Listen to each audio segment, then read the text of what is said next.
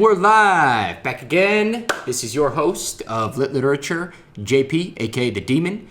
And we're here with the usual suspects to talk the Dark Tower Book 1, The Gunslinger. And it's pretty fun, pretty exciting. So we'll go around in a circle and introduce ourselves. Starting from the robotic computer face. Yep, that's right. It's the captain. And right now I've got my beer, got my hot dog. I'm sitting in a stadium watching some, looks like some young dude with a falcon fighting some old timer with a spear. And oh my god, he just lost an eye. Good old Court. We got Ben the Hitman here, another episode. And I'm not convinced that it wasn't Ben that took out Court's eye, but we'll talk about that later. We got Brett, the director. Nice. Ben, a.k.a. David, in this particular instance. Ben has some of the powers that we get in Game of Thrones. He's a shapeshifter, a warg, takes the body of David and becomes Roland's friend. Just an old hawk past his prime. This is awesome. So I'm actually really pumped about doing these book series with you guys because I read this a long time ago, and not only is it a sweet refresher, but I absolutely loved it. But I also don't remember, anything. Yeah. Now, through research and things, we'll have a lot to talk about in this one, especially because of the history of the Dark Tower series that we have. Obviously, Stephen King started writing this in the 70s, and he was greatly inspired at that time by Tolkien and some of the other high fantasy, and he was starting to write his own, what he thought would be his kind of own epic, but realized he needed to stop. He needed to stop because he realized that if he wrote it then, he would be way too influenced by Tolkien and everything that was going on at that time. Right. Similar to some other book series that, I'm not saying it's bad or anything, but they were just completely influenced by Tolkien, like Shannara, some of these other extreme high fantasies. Right. I think you're referencing Eyes of the Dragon by Stephen King, right, Demon? Well, Eyes of the Dragon is definitely an influence in that sense, but there's a lot of books that authors were writing, like Shannara. I think we got one down there.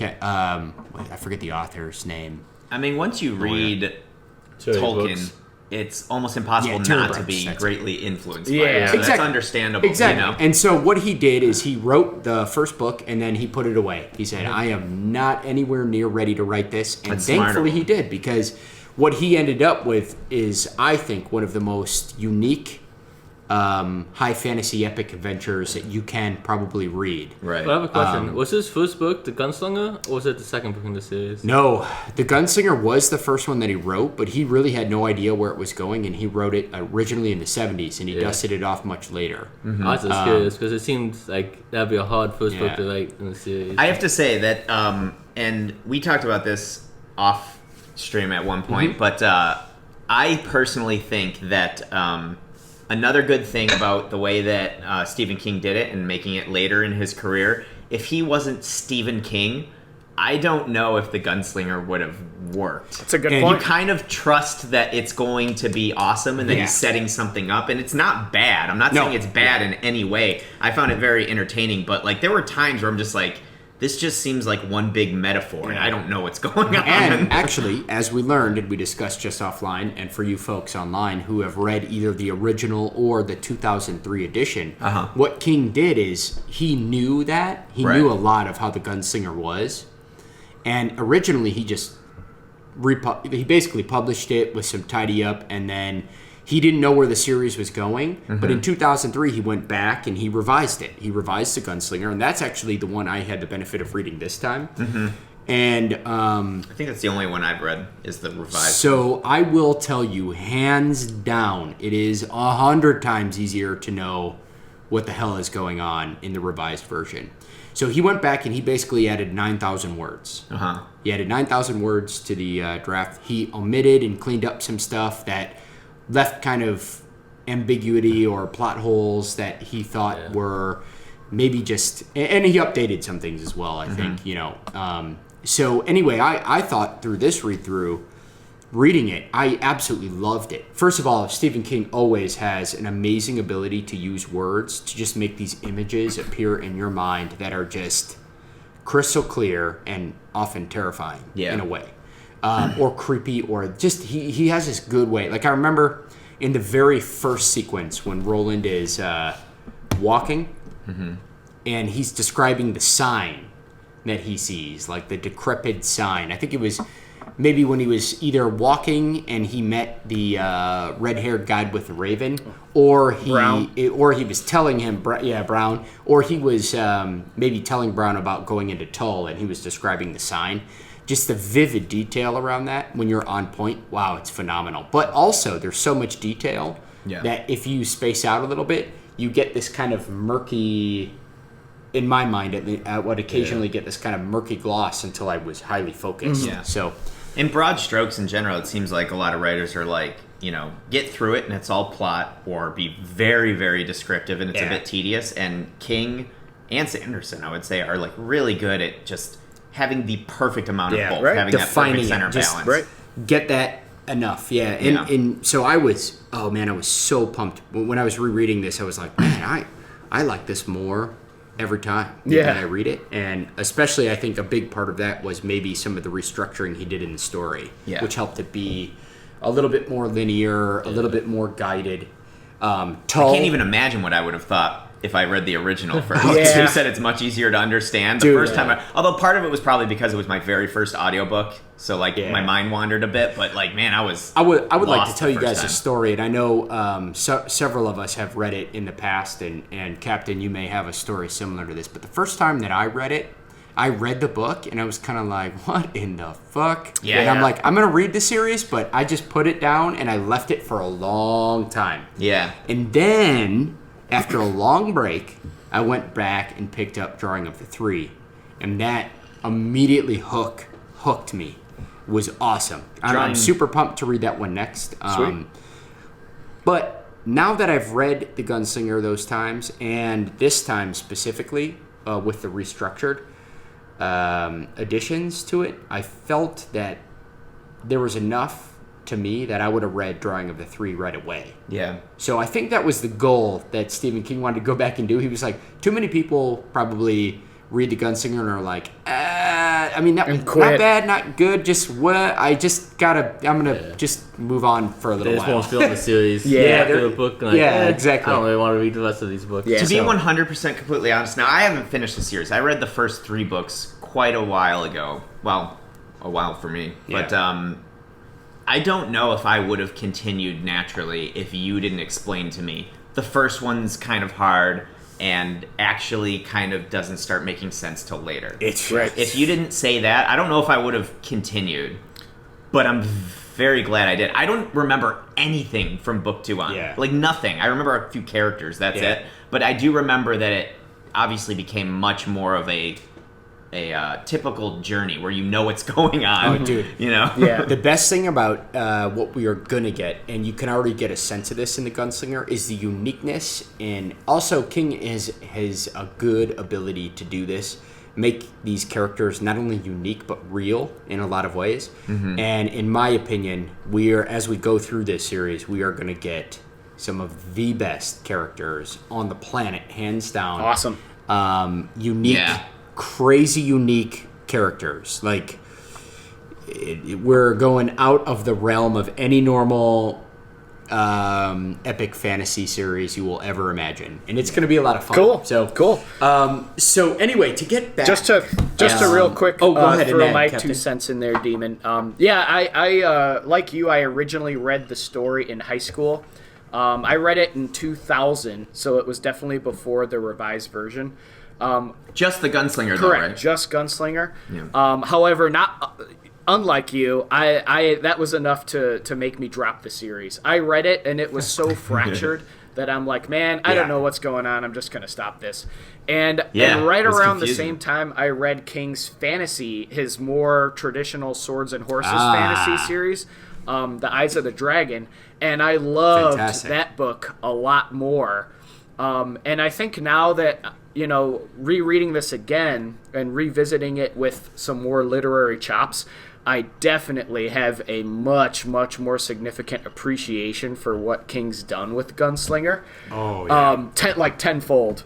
Yes, and agreed. I read that that King himself considers the Dark Tower series his magnum opus, like his ultimate creation. So after reading some of those good stories like Pet Sematary and some of the other ones, like my expectations are really sky high for this series. Dude. And so far, so good with Gunslinger. Yes, I agree. I actually, rereading it, I loved it. It was blown away by it. And I did need to come from a more mature angle. And it is still fractured, even fixed. But, man, he went back and he did the right thing. So I we'll think talk it's about supposed it to later. be. I It feel is. like Gunslinger, it's a little bit of a setup, and it's a little bit of, okay, here are puzzle pieces that you don't know what they are until they fit in later, and then you're going to be like, oh, it's a cloud. Which is why, folks, we are with you going to have some Gunslinger revisit episodes after we finish the series. You guys, this is my first time reading it, and I'm like, man, I like the story, but I don't think it'll be enough for me to actually read the other 6 books. We were all there, brother. And I'm like, it was good, but like Jeff has said numerous times, this is like a prologue. Only if it was a prologue size, it would have been better. Yeah. That's understandable. It's almost, it almost feels like, although, I mean, I'm sure when I get to the end of the series, I'll feel different.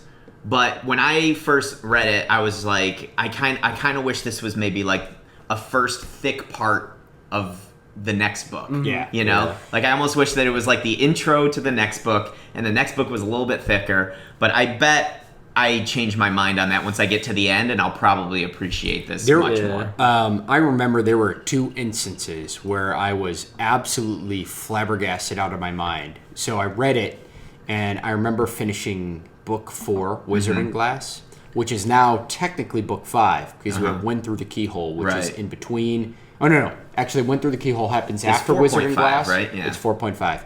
So I remember getting through Wizarding Glass, having a conniption fit, going back and reading The Gunslinger, having another conniption fit because I was reading from a completely different mindset, and then reading not all the way back, but I basically finished Wizarding Glass, read The Gunslinger again, went to Wolves of the Kala because Went Through the Keyhole wasn't out yet, and then I got all the way to the end, had another conniption fit, and went back and read Gunslinger again. Mine was blown each time. But it makes me wonder if they should have made a different prologue, and the Gunslinger should have come after another book. It can't come after, though. Yeah. It actually can't. Really? It can't. Yes. I'm not. There's no spoilers, but the reason is because that is where the story actually starts.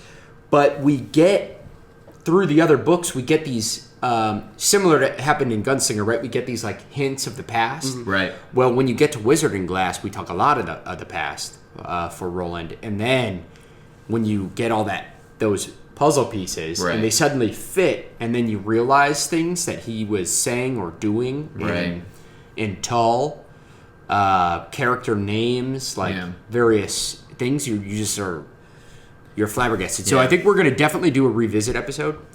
Once we're all done, we'll probably revisit the Gunslinger. Cool. I don't think we'll do it. Series, I don't think we'll do it after Wizarding Glass. I say we'll keep forward momentum, but we will definitely, folks, come back and do a revisit of this series in general. But it will have some focus on the Gunslinger. All right. So first off, detail amazing.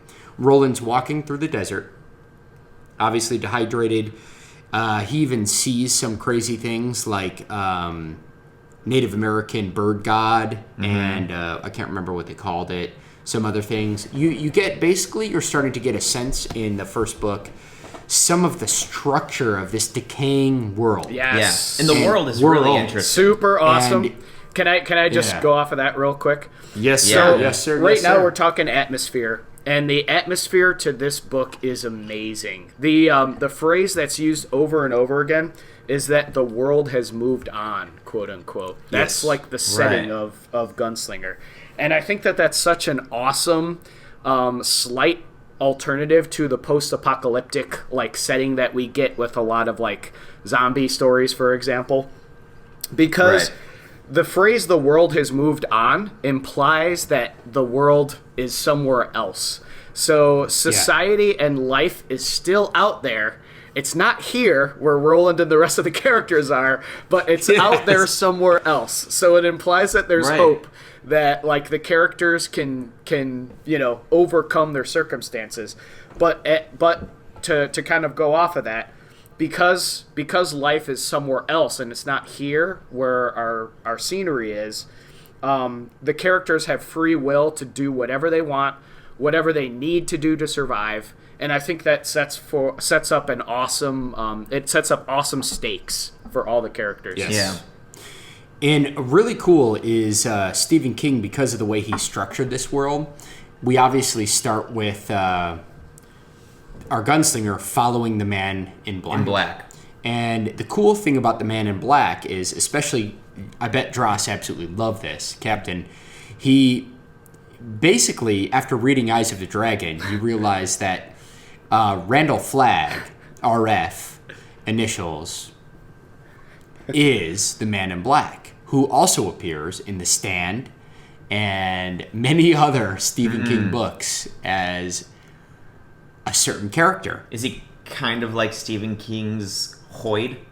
He is He's like an evil version of Hoyd. I think honestly that Sanderson may have been inspired a little bit. Maybe not. See, but I haven't gotten obviously far enough in the series. I don't even know if the Man in Black ever comes back or not. But I almost got the feeling that the Man in Black, I wasn't sure. I wasn't completely convinced that he was evil, or if it was Roland's perception, or if it was something inside Roland that was a manifestation in this world.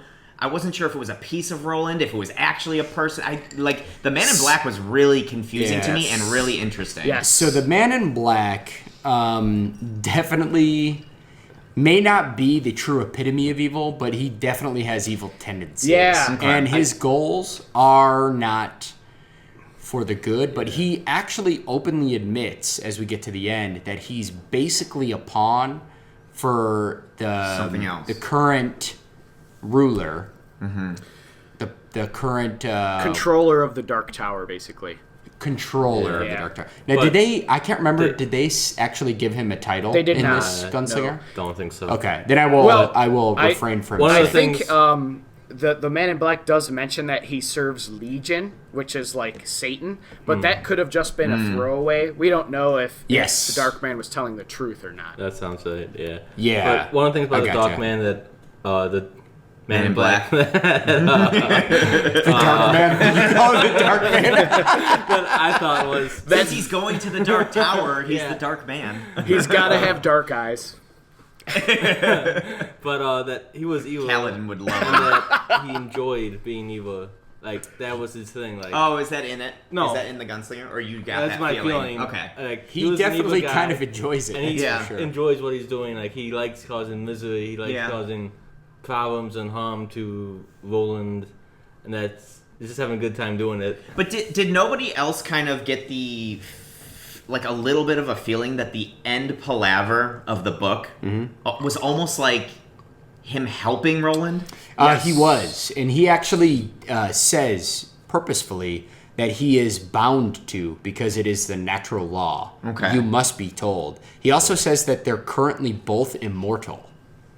Yes, that is weird. That is actually an addition. It's. Before... I was just going to go say, ahead. it's interesting that you guys have sort of conflicting opinions, and yet I agree with both of you, because like Ben was saying, the Man in Black seems like a very sinister figure, which is true. Right. He definitely does like watching Roland go through all of these horrible plights and crises of conscience.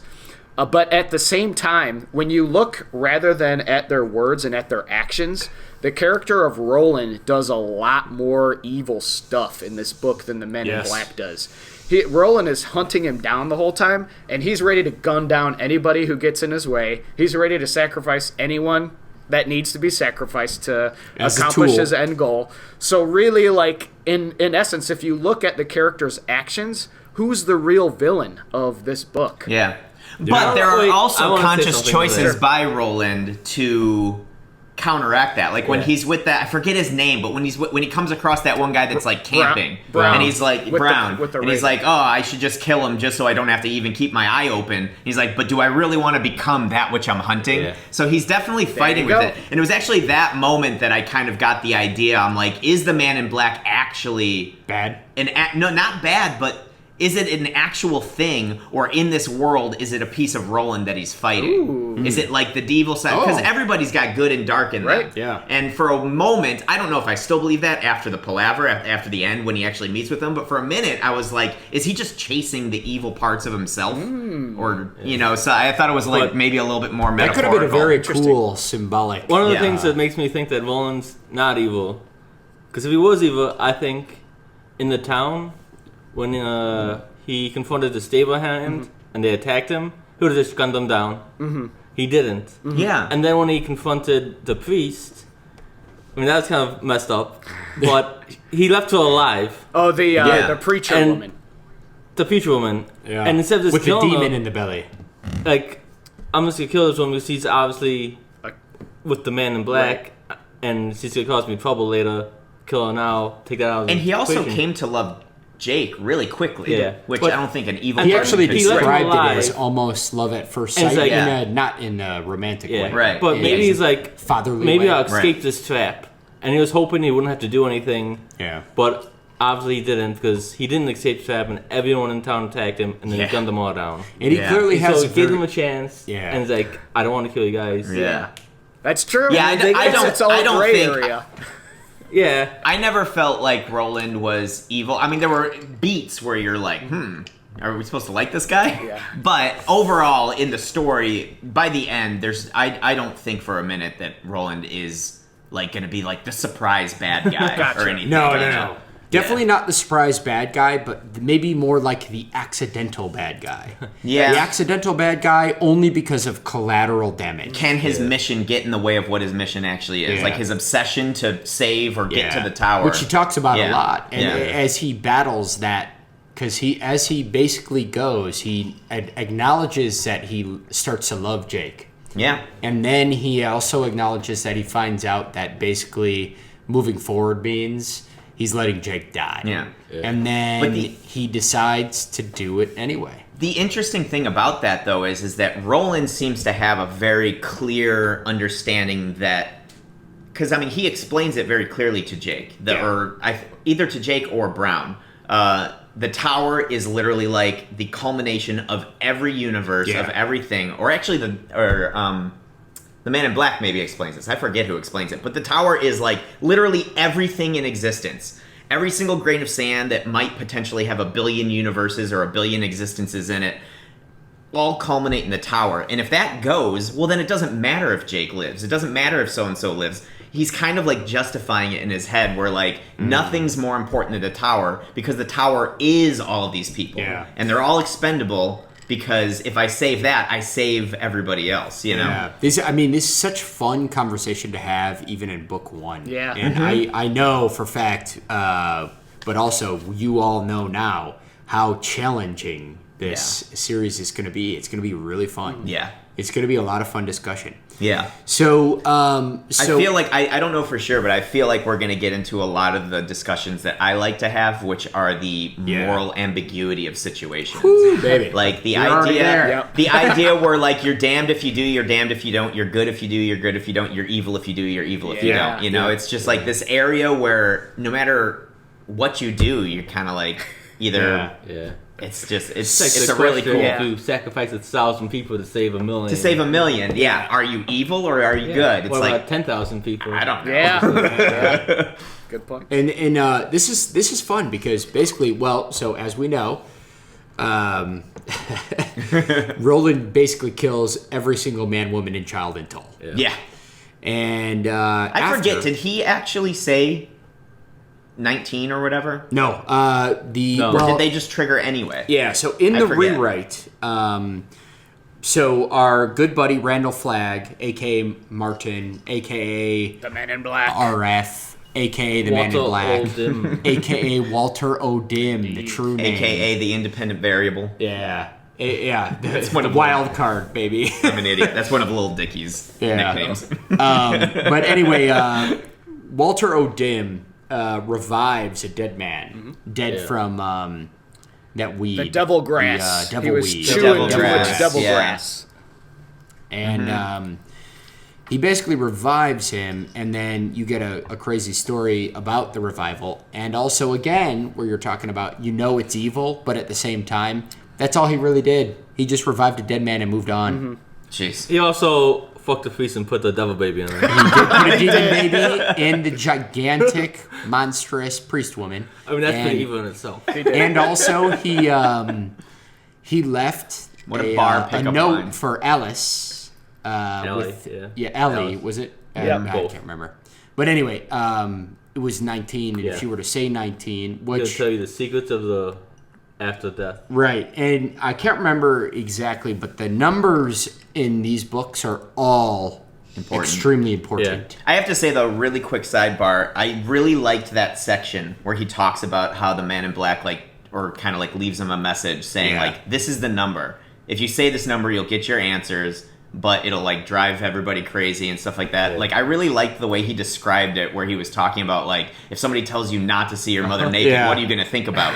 You're going to think about the thing that you don't want to think about. You know, it's I liked that understanding of, the human mind. It's if you're not supposed to think about Diet Coke, the only thing you're going to think about is Diet Coke. Until you eventually screw up. Yeah, exactly. And then Roland's like, what you got to do is don't think about 19. After 18 comes 20. Yeah. If you gotta say 19, go up to him and just scream it in your pillow. No one can hear There you go. Right. It was crazy because he knew it. That was straight up coming from wisdom. He's like, that just basically, it shouldn't exist for you anymore. Block it. Yeah. You have to have the ability to block it or you're dead. Right. And, in the rewrite, at least, the new edition, 2003, she does say 19. In the old edition, we don't know. But she does beg for life. And Roland obviously killing everybody including Ellie. Yeah. In this one, she's begging to die. Yeah. In the original, he just kind of kills her anyway. Right. In the original version, because I remember the original book, Sheb is holding her up as a body shield, and she actually begs Roland not to shoot, but he does anyway because he's so trained to do it as a gunslinger. Yeah. Whereas in the newer version that we audiobooked, she kind of knows that her life is already over anyway, and that Walter, a.k.a. the Man in Black, has already corrupted the town beyond redemption. So she's kind of like, just kill me. My life is is boned already. So. It wasn't that. It was just, she told the secrets. He said 19 to the guy. And that knowledge, she couldn't live with that knowledge. Yeah, So and that was the crazy point. with it. And Forbidden actually, knowledge. good old Walter O'Dim knew it. Hey, here's the word if you want to know. But it will drive you crazy. Do we know what that knowledge is? No. We do not at this point in the story. Maybe we don't ever, truthfully, but we do get some insight into the workings. But it's important. During that time, at the end of it, he says, I'll see you guys in the other world 19 or the world 19. Yeah, And he said something along those lines, referring to 19 is the they world of passed death. on to 19. And he's I think that's gonna come back in the other stories. So since we're kind of talking about this, 19. I want to bring in a certain point about this world that I found interesting, confusing. I think it's confusing on purpose. Sure. Not confusing in a bad way, but intriguing maybe is a better word. The concept of death in this world, to me, is really intriguing. Because one, Brown is straight up is he alive or is he dead? So obviously there's both alive and dead. They asked each other a question, are you alive? Are you alive? And they both said, yeah. Exactly. Cool.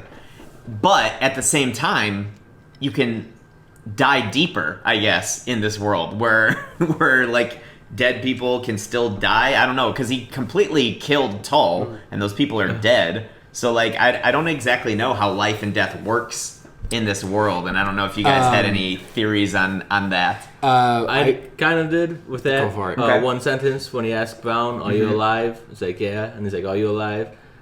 Kind of implies there's undead or zombies roaming around. And later we found out there's slow mutants, which amuses me. They call them slow mutants, not just mutants. I remember that. They are slow. And they have dumb faces. Shot that dumb face right in the head. But I feel like if they were slow enough, then they wouldn't have to ask people. So obviously there's something about them that's somewhat still human-like. They're not quite zombies. So, otherwise they'd be like, oh, this dude's a zombie. Well, you can tell they have this thing. They blend it in really seamlessly where they're like, is it true stock? True stock my ass. All these cows, these beef, these hamburgers are true stock my ass. I wonder how many threaded stock. I wonder how many eyes this cow has. You know, so you could tell that these muties, or the spiders with 16 legs and strange. I mean, you could just tell that this world, having moved on, the world having moved on from this place, is like what's left behind is a question mark. You know, is it nuclear? Is it this? Is it experimental? With Jake, I definitely got the idea that see, the thing that was confusing for me that made it really interesting for me is Jake specifically, because Jake is dead. Yeah. Well, he's in this world because he's dead. He relives his death of being pushed in front of like a car or something. Right. Like that. Walter O'Dim pushed him in front of a car. Right. So Jake is in this world, but like, is this a different time frame of that world, or is this a different world? Is this like I kind of got there were parts in the book where I was like, is this purgatory? Is this between the like heavens and the earth? Or is this just like a whole nother world? Are there like multiple layers that you die into, and then like there's a final layer? I got the feeling, and we could discuss this further, but as reading this originally, I got the feeling that this had more to do with physics and parallel universes. And there are other worlds than here. But which worlds die into this world, and why can you die from the death world, and why are there people that are born into the death world? That's what I just thought. It all sounded interesting to me. Is there reincarnation, or are people able to shift between dimensions, or is it different times? I mean, we don't really have enough evidence, I guess, at this point. I felt like the Man in Black killed that kid and was able to bring him to this world or this time because he knew Roland would love him. Yeah. So that he had his soul in his body. He searched out that kid specifically. Yeah. Because that would be the kid who would be the most... That's exactly how I felt. That's a good point. I didn't think of that. Yeah. The Oracle said, too, while you have Jake, the boy... the Man in Black has your soul in his pocket. The more I think about it, the more I rescind my previous statement. I think which statement? That it's like a gray area. Like, is the Man in Black like maybe a good guy in some form? It's like no. The more I think about it, he's really not. Because I think you're right, Ben. Like he targeted Jake specifically in that other universe to kill him, to bring him into this world so that Roland could be corrupted. And as I was thinking about it, there's actually a lot more similarities between the character, and I'm just going to go on this for a second, but the character of the Man in Black and the original character of the vampire created by Lord Byron, Dr. Palladori. In his story, the vampire is, he performs acts of good for the ultimate purpose of evil. Like in that story, he's definite. This is not Bram Stoker's Dracula. This is Lord Byron's vampire. He's in that story. He's a super rich aristocrat who's like giving money to drug addicts to like perpetuate their evil vice, and he's like giving money to gamblers so that they'll lose even more and become even more destitute. And the more I think about it, it's like, man, that's the Man in Black. That's totally the Man in Black reviving that one guy in Tull because he chews devil grass just so that he can perpetuate his vice and continue this terrible existence. So it's like... Just a quick... A really quick sidebar. I just find it funny, the image of like, you know how like most people in our world are like... They're like, oh man, we're just going to give them handouts and they're just going to use it on booze. It's like, that guy's like, oh man, I hope these guys don't use this money for food. Yeah, that's literally that viewpoint. So, the more I think about it, it's like, man, the Man in Black is like, it's very, very not on the surface traditionally. Right. But it's like, he's got his hands in all kinds of potentially corruptive things. So, yeah. He definitely gets a kick out of the pain that strange stuff causes. So yeah. So are you guys saying that? And this makes a lot of sense to me. But basically, what you're saying is, if Jake would have died normally, he wouldn't have ended up in this world. He was brought here. That makes a lot more sense. That's what I felt like, that he was brought here just for the purpose of tormenting Roland. So he killed him specifically because he's like, well, he can't be in this world and this world at the same time. So I need to kill him to bring him to this world. Yeah. That's great. I don't think we know how it all works yet, but I will say that they do indicate, too, that Jake reminds Roland of one of his friends, Alan, who is... Alan? So that's what I always said, but actually in the new audiobook version, they say pronounce Alan? it Alan. Oh, Yeah. I thought they said Alan. Why do I know Alan then? I've only listened to the audio. I don't know, but I thought that's what it was originally. They might have gone and fixed it. I'm not sure. Yeah, I don't know. We don't know. But either way, they in this particular audiobook, they pronounce it Alan. Okay. It could be that in the later books, which we both read, sure. they go and they fix it to Alan based on Stephen King's feedback. But either way, he has several, which we get a hint about Roland's past, his buddies, basically his childhood buddies. And one of them is Alan. We don't know much, Alan. We don't know much about them, and especially him. We just know that he was close and that Jake reminds Roland of him and that he was very strong in the touch, or what do they call it, that power, which is basically part...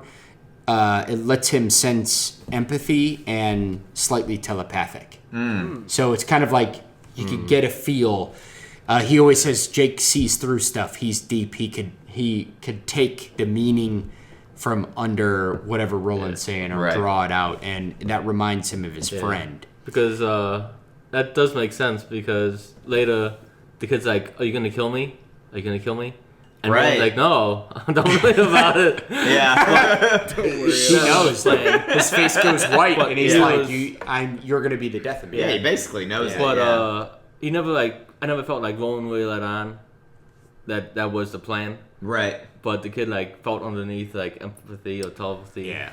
Yeah. See, that makes sense too. I thought it was kind of a Man in Black thing that he left in Jake. I thought he was just like, this guy's He gonna be the did. end Well, of you. he perpetuated the paranoia in Jake, which Okay. Jake was already paranoid about being abandoned and left. Yeah. Go ahead, Captain. He did. At one point, the Man in Black says, "One of you will get to speak to me on the other side of this mountain."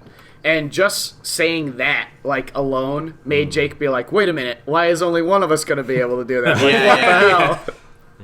Yeah. And remember, he was already paranoid a lot because he would be like, "Are you going to leave me?" Yeah. You know, "Oh, you would have already left me. What am I saying?" He would talk himself back to reality, but he had this paranoid tick. Yeah. Probably from a lot of what his real life was, and also what his next life was while he's surviving in a desert town alone. Did anyone else find it was super interesting after Roland wipes out all of Tull, and then he has a good piss in the corn outside of Brown's house and talks to the bird. Makes some water. On the corn. Make it on the corn, Cully. I gotta factory. tell you, I absolutely love the lingo that they use. Yeah. And reading from the gunslinger's perspective, when he's like, They fix that later in the book. They change change it to Gunslinger. Gunslinger. Roland's like, once I saw a man, what did he call it? A man hanged that you couldn't see, you could only touch. And then Jake's like, invisible. He was invisible.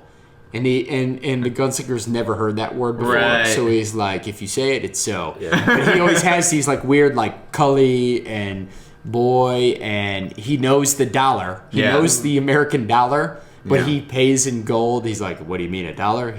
There's all these strange kind of blended things where he obviously comes from another place, but he's aware of certain... I always took that as, I personally interpretate that as experience, but it could also just be gunslinger training. Yeah. But I always interpreted that as experience of him kind of jumping worlds. It seems like it, right? And I think that he just automatically knows that there's going to be things that are foreign to him, Yes. and he's just really quick to accept them. Oh, Well, it must be like this. Oh, but it must also, mean that. Oh, I don't know But what that also, is. he's been to enough places that he recognizes certain words. Recognizes certain like words. the dollar, Yeah. or whatever. And There also definitely seems to be crossover of cultures. Yes. There You is. know, Hey, Jude. it's almost as if like certain people from our world have definitely traveled to there's other world jumpers or something like that, because it seems like there's crossover of cultures. Yeah. Like What- Hey Jude is playing Yeah, the role. Beatles Yeah. transcended what the hell? reality So- and Yeah. made it into this Like- world.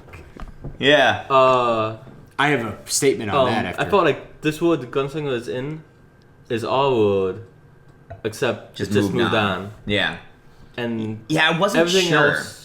I mean, it could be wrong. Yeah, it could I be a don't different know. well, universe. it could be that for sure. But the that's the universe is- feeling I was getting. That it Do was we want to take a all Brett world. bet on that? Yeah, so wait, hang on one sec. Wait one sec. I want with to that. bring Yeah. one more point. The other thing that could happen, I don't this know. will It's gonna this be a will 50-50 for pay me. into this Brett bet, is I also imagine that if you're like world hopping, you could bring Hey Jude back Right. so long ago into another time, another world, that it's basically a folk Song. Yeah. song Yeah. Yeah. in another world, coming up from totally Yeah. different roots. It's almost like, because you know how like creative people often, writers and creative people often talk about the muse. It's almost like in this world, the muse are creative people like going and stealing that from another world. Yeah. You know, it's So like, interesting. where is Hey Jude really from here, or did Paul McCartney go visit Tull at some point? Find out. You just blew my mind, director. Oh man, dude, we are getting deep. I love it, dude. All right, so we can take a Brett bet on that. I honestly don't know that I have enough memory to take a bet. I also don't know what I'd bet. I don't even know if we'll ever know the answer to this, Brett. Yeah, I bet. don't know. Yeah. I You know, don't it may just stay ambiguous. Yeah. But what is the go Brett on. bet? Is this world that we're in the Gunslinger Earth at a different time? Or is it actually another world? Is that the Brett bet? Yeah. That's a good Brett bet. I'm gonna say That's fair. a different time. A different time? Man, that's so hard. I'm gonna go that it's actually a different world. I'm gonna say different world. Alright. I have to go different world too. I don't know. I don't remember the fact, but I do have obviously a little more experience. But I still got to go different world, and it has to do with a word later called keystone. Okay. Keystone Yeah, Light. Not it good, doesn't yeah. give us the answer, but it makes my thinking go a certain way, which gives me an unfair advantage. So I Alright, feel like I need to give you that word as What well. about the captain? And I could see this going either way, but just to balance it I out, know. I'm going to join on team Team Hitman, because Nice. they find an ExxonMobil like gas station buried in the Amoco, freaking Amoco. bowels of the Amoco. desert. Stop So I'm updating thinking them. it could be Yeah. the same They're world, BP but just nowadays. a different time. Ooh, that's Yeah. a great point. There's an Amco. Or Amoco, Well, he yeah, it's basically- Amoco. Yeah, it's an Amico. He tells a story about a guy who achieved some kind of religious control over this flock of animals. Yeah. And a whole village. And he would just like prance around with an Amico gas Yeah. thing. They Worship made it the a petroleum. deity. They made it a god. Worship the petroleum. Yeah, they Yeah. made him a god. And he would Jesus put is it mentioned where in his here dick as is. well. Yeah. Run around. It really touched home with me. The man Because Jesus. back in the day, my dad worked for Amoco as a chemist. Yeah. Wow.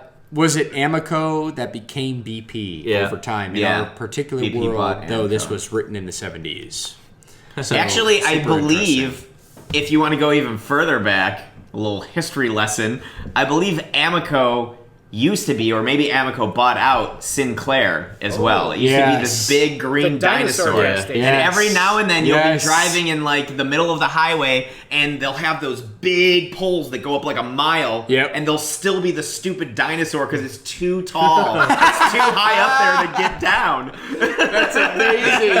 They're just like, screw it. They're it's just a like, just dinosaur. keep it there. That's awesome. It's That's like everything amazing. ground level is BP, but up there it's like Amoco Sinclair. And it's like, what is going on up there? History is a funny thing. Yes. and It's cool. to Awesome read it. origin So, story. yeah. So after Brown, obviously the Gunslinger meets Jake, and Jake was hiding from the Man in Black as he passed. Yeah. But he came out with the Gunslinger. Really quickly, Demon, did any of you guys yes, want to talk about the Raven, Zoltan? Sure, let's do it. Just Actually, that's real, a great real idea. quick. That was Brown's bird? Yes, that was Brown's bird. Zoltan. And then I was looking at different artworks online for the cover of the Gunslinger. And in one of the covers, Zoltan is on Roland's shoulder, which is kind of strange. I think Jeff has that one. Is that the one right? that you have, No. Demon? Oh, no. In this one, Zoltan is watching Ooh, Roland walk. Interesting. Wait, so is Zoltan, like, way more important than I think if he's, like, so... Zoltan might be very important. And I did a little bit of digging into this topic. The name itself, Zoltan, has two origins. The first origin is that Zoltan is Hungarian for life. So the name Zoltan is like a life or life bringer. And then piggybacking off of that, it's possible that the Hungarians got that name from the Arabics, who had the original name Sultan, and then that became Sultan. And Sultan obviously means a figure of authority, a figure of rulership, of of leadership. So if you're looking at both of those combined, a figure of leadership or a figure of life, or both of them at the same time, what does that say about the rest of the world? Like, does this Raven, is he like the smartest one that you can find on this planet? Is he like a sage? Or I mean, he definitely knows the best, like, grade school rhymes. he does. The more you He has. He's a poet, and he didn't know it. He has eldritch knowledge of grade school rhymes. But I mean, if you look at the rest of the insane world that Roland is forced to confront with, like the figure of Brown and his raven, like maybe they're a symbol of hope or stability or life, whereas everything else is kind of just madness. We don't really know because this is kind of all we've seen from the whole story of the Gunslinger. But it was just an interesting name for that raven, and it's also interesting that the raven is featured so heavily on multiple artworks. Yeah, I only listened to the audiobook, and I don't think the audiobook artwork has Zoltan on it, so I didn't really think that he was more important than he was, but he might possibly be. Yeah. The audiobook was the kid and Roland and the New York City upside down. Right. That's from the movie. Oh, that's a movie one, yeah. That's the newer audiobook, I have right? the old one. That's also the ebook, too. Oh, no, in the old audiobook cover, Yeah, it is the old one. Roland staring at Zoltan. Oh, is it? around. Is yeah. it? So we have like 2 or 3 artworks with. So this is the one that we have. This is the one I got. Oh, yeah, that's from the movie. Oh, don't get me started on that. Yeah, we will discuss. We'll the movie, discuss folks. But that's for another time. Our basic conclusion, though, is fine movie, terrible adaptation. Yeah. And we'll leave it there. Here, Captain, I will show this to you here. But hey, Andrew, is there Wow. Yeah, so my initial This is the weird thing is like I didn't think that Zoltan was like gonna be super important to the story. I just thought he was a little interesting side character. Yeah. But I did think that potentially he was drawn from outsourced material. Like I thought that maybe this was a character in like some like old kind of like Maltese Falcon type of like, weird story. Is there any hint that a character like this has existed in any other type of literature that you've found or that you've read? I would definitely say so. Drawing from Greek mythology in and itself, Athena, which is the Greek, or Roman god of wisdom, takes the form of an owl all the time. So this could be a hark back to ancient Greek and Roman mythology. Also, in a lot of Shakespeare works, there's some humorous and unseemingly intelligent birds that make appearances. Right. I'm sure that there's probably more, but those are the only ones that are coming up to me at this moment. The owl in Zelda. Yeah. the owl in Zelda. It's scabbards. Yeah. I will say that I'm gonna, now that we're rereading it anyway, I'm gonna be paying kind of attention to this because I think it was symbolic in there for for a reason. A reason, yeah. Yeah, and I do know that there's so many things in. Oh, go for it. I was just sir. going to say, there's also a Russian story. I think it's not Ivanhoe, but it's another similar one where there's 3 wise men, and one of them takes the form of a crow. I just remembered that. I'll look that up real quick while we continue the conversation. I think it's funny that a lot of these references, though, are like, oh, it's the wise man. Oh, it's the guy with great knowledge. And then it's like, in this one, he's like, beans, the magical fruit. Yeah. He only likes to learn cuss words. Yeah. The other thing to remember is that Roland even has a moment where he's like, Brown could be the Man in Black. The Man in Black, Another yeah. face. I mean, he wears faces like he confirms that it was Martin. That's pretty much why he contemplated just killing him so he could sleep fine, right? And the other thing is, either way, that Brown said that his wife was part of a clan that did world hopping. Do you remember that conversation? Yeah, but wasn't that almost like I thought he mentioned some type of Christian group. I forgot what they called them. It was like a spiritual group, but they do world hopping. Which I thought it was Christian though, because I thought with Brown is the first time that we heard about Jesus. But maybe I'm I thought it was mistaken. Christian too. It's I don't always remember what happened. with Roland and Brown and anyone in the world so far. He's always been the man Jesus, Right. Yeah. which is interesting because they don't say the God Jesus. Right. They always say the man Jesus. Well, actually, I don't. Well, I guess they do. I guess they do consider him a piece of God. I'm not sure if Christianity considers him a god or not. I know he's the son of God. He is the son of God, but he's one of the 3, so he's a piece of the. Yeah, that's true. But it's interesting because there's all these little things in there which are super interesting, which gives you a hint about how maybe things transcended. Yeah. In different ways. Lead over to other worlds. Yeah. So there's a lot of pretty cool. There's a lot of cross-culture peppering. Did you get to, I don't know if you guys got this, but I was reading it and it kind of I was curious about it. But after he gets Jake and they walk, Roland turns around and the entire town that Jake was in is gone. Yeah. Also, I didn't notice that. The spirit that he pulled the jawbone from, was it good or bad? Jake was feared, and then Roland sticks his hand in the dirt, which is kind of compressing out, and pulls the jawbone out, which is actually a relic that protects them. Because Roland gives Jake the jawbone at the campsite much later in the story to protect him from the call of the sacrificial altar or the oracle. Yeah. So really quick, before we get too far off topic, I wanted one more thing on Brown that I had a question about. So remember where you are. I was a little curious as to why, because Brown makes it very obvious that he knows Roland will probably kill him. It's I'm not going to beg for my life, but I'd like it a bit longer if possible, before Roland says anything, even though that was in Roland's mind.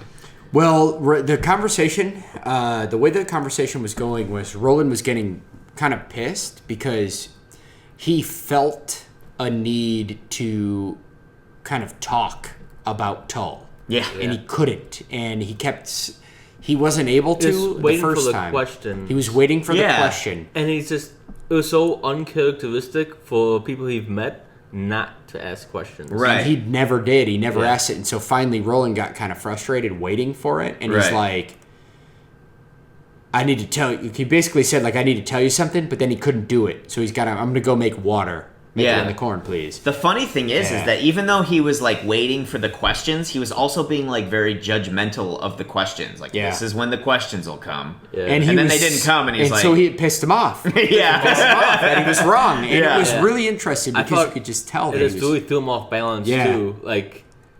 He's not used to being wrong.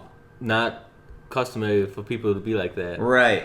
And this one character just so happens to be with Zoltan that he pointed out. And you notice that Roland, he feels everything beforehand. Yeah. He wasted time going to the Oracle and palavering with the Man in Black. Yeah.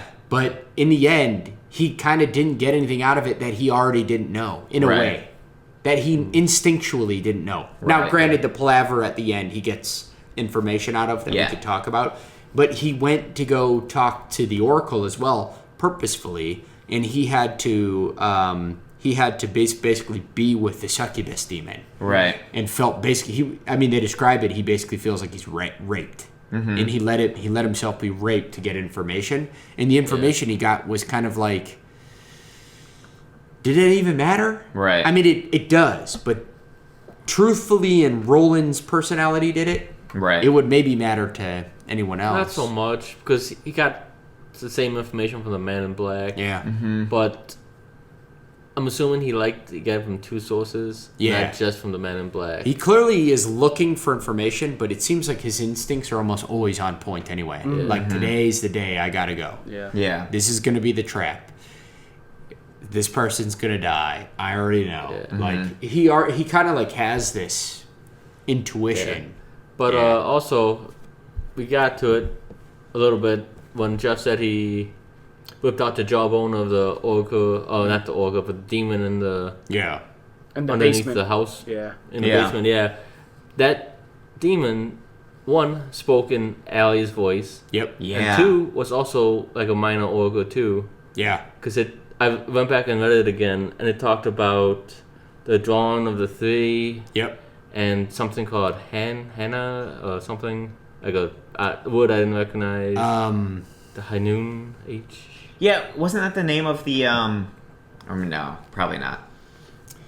I can't I'm remember still that struggling to now. remember So the I name know it of mentioned the drawing Christian of the group. three, which he got at the end. Yeah. You have the power to draw, and you will draw three. He has that now from three sources. Yeah. And also it talked about his soul being in the Man in Black's pocket, I think. Yes, it talked about the soul So- being in the Man in Black's But pocket. none of the three sources have been able to tell him what the third is, correct? Yes. Yeah. It's the first two, Yep. and then the third one's kind of like blank. Yeah. Yeah. Every time. So when I was thinking, like, man, they're saying it was a demon, but my question in my mind was, is this a demon, or is this just like Allie, like, trying one last time to convey something from the afterlife to Maybe. him? It's a good question.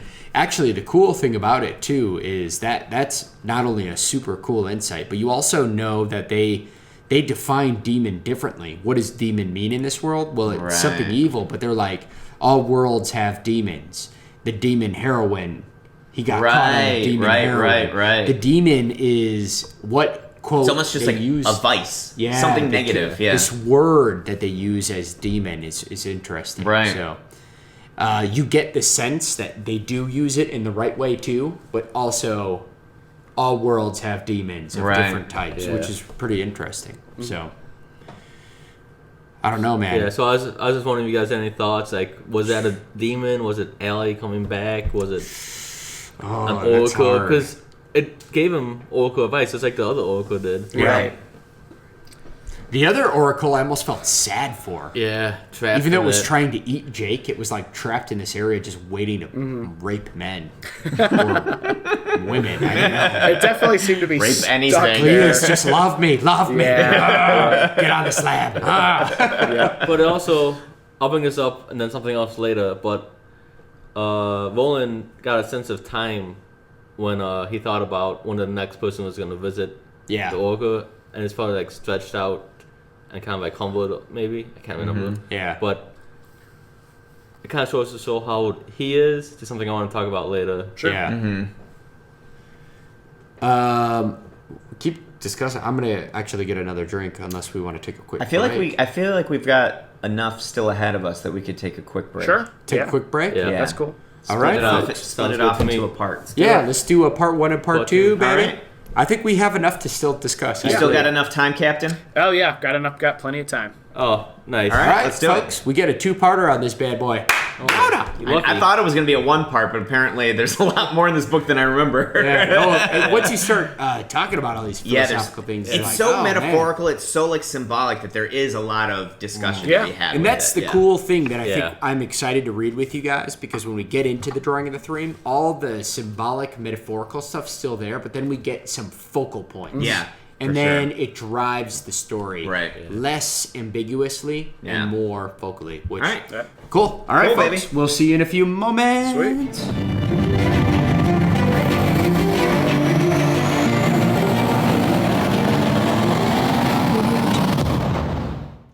Thanks again for joining us for this episode of Lit Literature. If you liked us, please check out our social media at Lit Literature 1 at Facebook, Twitter, and Instagram. And don't hesitate to join in on the conversation. We appreciate the conversation, the questions, book recommendations, anything of that sort. Join in right on the social media websites. And don't forget to check us out at our website, litliterature.com, and our upcoming projects, though there aren't many now besides Lit Literature, you can find at lyket.net, Lyket. We do have a Patreon account, but if you truly want to support us, please like and share. Cheers.